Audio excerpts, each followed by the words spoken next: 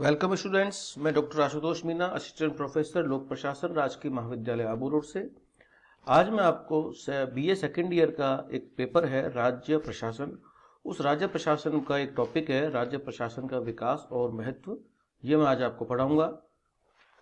तो सबसे पहले अपन मोटे तौर पे ये जान लें कि राज्य और राज्य प्रशासन है क्या चीज। तो राज्य प्रशासन को समझने से पहले हमको जानना चाहिए कि राज्य किसे कहते हैं। जैसा कि आप लोग जानते हो कि भारत के अंदर त्रिस्तरीय शासन व्यवस्था है। जैसे सेंटर में केंद्र सरकार, मध्य में राज्य सरकार और निचले स्तर पर आएंगे तो ये जिला सरकार, जिसको अपन पंचायती राज या नगरीय निकाय शासन व्यवस्था कहते हैं। हम जिस विषय का अध्ययन कर रहे हैं उसका सीधा संबंध है जो मध्य का जो शासन व्यवस्था है, जिसको हम स्टेट कहते हैं, जिसका राज्य प्रशासन का हम अध्ययन करेंगे। तो सबसे पहले ये जानना जरूरी है कि राज्य अपन किसको कहते हैं। जैसे राजस्थान एक राज्य है, तो यहां पर हम राजस्थान राज्य है इसका ये अर्थ लगाएं, या फिर नेशन को अपन स्टेट कह रहे हैं। तो यहां पर गार्नर एक विचारक हैं पॉलिटिकल साइंस के, उन्होंने इसकी डेफिनेशन दी कि राज्य थोड़े अथवा बहुसंख्यक लोगों का एक समुदाय है जो किसी प्रदेश के निश्चित भूभाग पर स्थायी रूप से रहते हों, जो बाह्य शक्ति के नियंत्रण से अंशतः या पूर्णतः स्वतंत्र हों और जिसमें ऐसी स्वतंत्र सरकार विद्यमान हो जिसके आदेशों का पालन नागरिक का बहुमत स्वाभाविक रूप से करता हो। यहाँ पर गार्नर ने जो राज्य की परिभाषा दी है उसको अगर अपन समझने का प्रयास करें, उसको व्यवहारिक रूप से अगर समझने का प्रयास करें, तो विभिन्न विचारक भी इस मामले में सहमत हैं कि राज्य के 4 आवश्यक तत्व हैं। जनसंख्या, मतलब एक वृहद जनसंख्या वहां पे होनी चाहिए।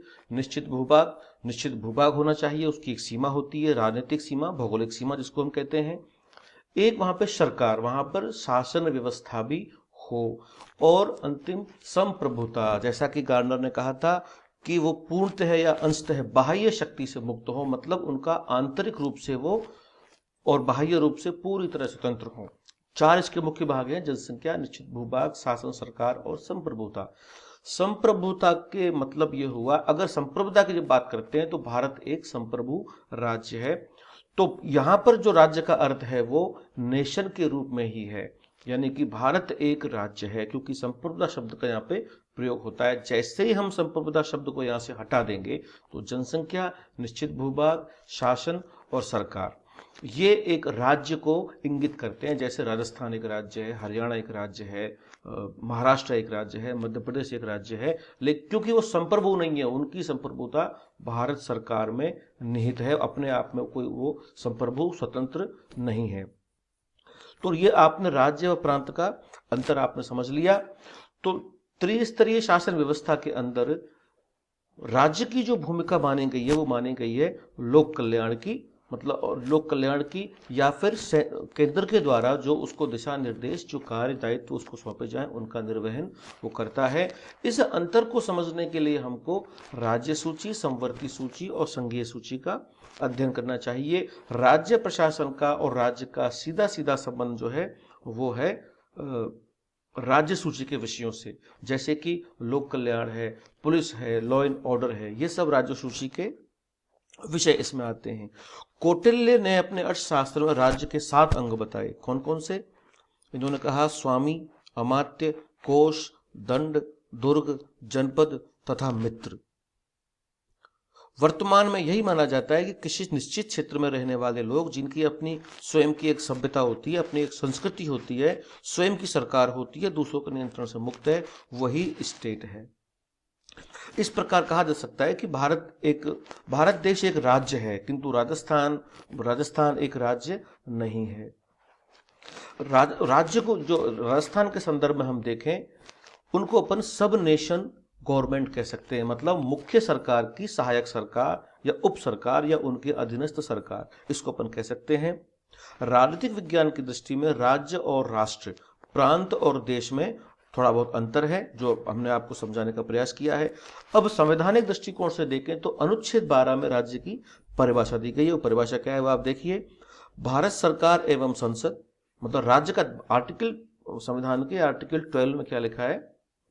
भारत राज्य का तात्पर्य भारत सरकार एवं संसद, राज्य सरकार एवं विधानमंडल, सभी स्थानीय प्राधिकारियों तथा अन्य प्राधिकारियों से लगाया गया है। सारांश है, राज्य का तात्पर्य तथा इसके अधिकारियों एवं सरकारी, अर्ध सरकारी संस्थाएं और अन्य प्राधिकारियों, ये पूरे जो है इन्होंने राज्य में, मतलब अधिकारी कर्मचारी को भी संविधान के अनुसार राज्य माना गया है। राज्य की यह परिभाषा सर्वथा पृथक प्रकृति की है। इसका संदर्भ भी शासन से ही है। अब हम अगली स्लाइड में अध्ययन कर रहे हैं कि राज्य प्रशासन वास्तव में होता क्या है।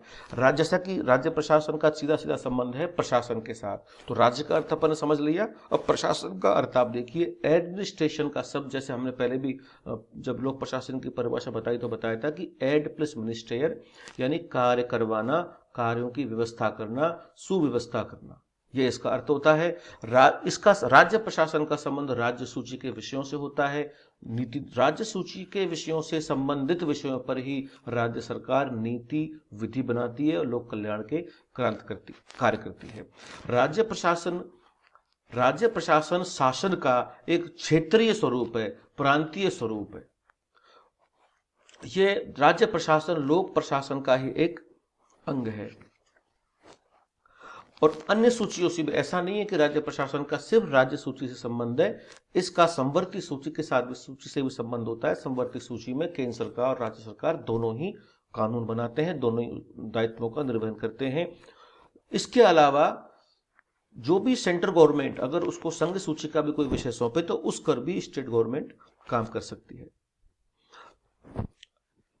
अगले स्लाइड में हम देखें, एक मिनट, थोड़ा सा ये एक स्लाइड,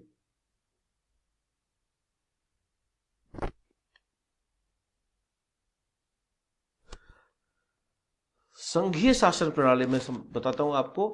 भारत को कहा गया है संघीय शासन प्रणाली। देखिए, दो तरह का शासन व्यवस्था होती है पूरे विश्व के अंदर, एकात्मक शासन व्यवस्था और संघीय शासन व्यवस्था, यूनिटरी शासन व्यवस्था, और एक होती है federal government system. Canada, America, Australia, यहाँ पर बहुत बड़ा स्टेट है, वहाँ के राज्य भी बहुत बड़े हैं, तो वहाँ पर परिसंघीय व्यवस्था है। भारत भी एक बहुत बड़ा राज्य क्षेत्र है, यहाँ भी 25-28 राज्य हैं आप देखते हैं। तो इसको एकात्मक, एक केंद्रीय सरकार पूरे को कंट्रोल नहीं कर सकती, इसलिए इसको हमने बीच बीच में क्षेत्र विशेष में बांट दिया गया है। नेपाल छोटा स्टेट है, इंग्लैंड छोटा स्टेट है, फ्रांस छोटे, जो छोटे छोटे राज्य होते हैं वहाँ पर एकात्मक शासन व्यवस्था पाई जाती है। अब देखते हैं कि राज्य प्रशासन का जो विकास है, राज्य प्रशासन के विकास को अपन किस रूप में देखें। राज्य प्रशासन के विकास को अपन यहाँ पे 3 रूपों में देखेंगे। एक तो प्राचीन काल में राज्य प्रशासन का विकास कैसे हुआ, ब्रिटिश काल में राज्य प्रशासन का विकास कैसे हुआ, और स्वतंत्रता पश्चात राज्य प्रशासन का विकास कैसे हुआ। तो मैं संक्षिप्त में आपको यहाँ पे प्राचीन काल में इसका कैसे विकास हुआ आपको बताता हूँ। बुद्ध ग्रंथों में गणतंत्र नामक एक व्यवस्था थी। गणतंत्र का मतलब होता था, बौद्ध ग्रंथों से यह स्पष्ट होता है, कुछ समय के लिए गणतंत्र भी थे। गणतंत्र में राजा का चयन वरिष्ठ एवं धनी नागरिक, जो एलीट क्लास थी और राज परिवार थे, उनके द्वारा किया जाता था। आम जनता के द्वारा राजा का कोई चयन नहीं होता था। पूरी तरह से गणतंत्रात्मक व्यवस्था हम इसको नहीं मान सकते। अब बात करते हैं ऋग्वेदिक काल की। ऋग्वेदिक काल में कबीलाई व्यवस्था थी, बड़े बड़े कबीले थे, प्राचीन समय में जैसे कबीले होते ही थे। उसके बाद में मौर्य काल में शासन थोड़ा बहुत पहले की तुलना में बहुत बेहतर था। सभा और समिति नामक संस्थाएं वहां पर शासन करती थी। समिति का मतलब था जनता का राष्ट्रीय संगठन, और सभा का मतलब विद्वान और वृद्ध पुरुष, यानी जो अनुभवी लोग थे, जो एलीट क्लास थी, उनका अपना एक संगठन था। बौद्ध ग्रंथों के अनुसार प्राचीन काल में काशी, कौशल, जैसे काशी को इन्होंने यहाँ पे कहा है, काशी को बनारस, कौशल को अवध, अंग को पूर्वी बिहार, मगध को दक्षिणी बिहार, मल्ल को गोरखपुर, अवंती को मालवा, सूरसेन को मथुरा कंबोज, पेशावर कश्मीर, वत्स को इलाहाबाद, चेदी को बुंदेलखंड, कुरु को दिल्ली या मेरठ, पांचाल को बरेली, और राजस्थान में मत्स्य विराटनगर, चांगल प्रदेश, जैसलमेर, अर्जुनायन, अलवर, भरतपुर, इस प्रकार के यहाँ पर इसका वर्णन था। तो फिलहाल अपन इसी विषय को यहीं रोकेंगे। अगले विषय में मैं आपको प्राचीन काल का और विस्तार करेंगे, फिर गुप्त काल, उसके बाद में मुगल काल, सल्तनत काल और ब्रिटिश काल में इस वर्णन को हम समझने का प्रयास करेंगे।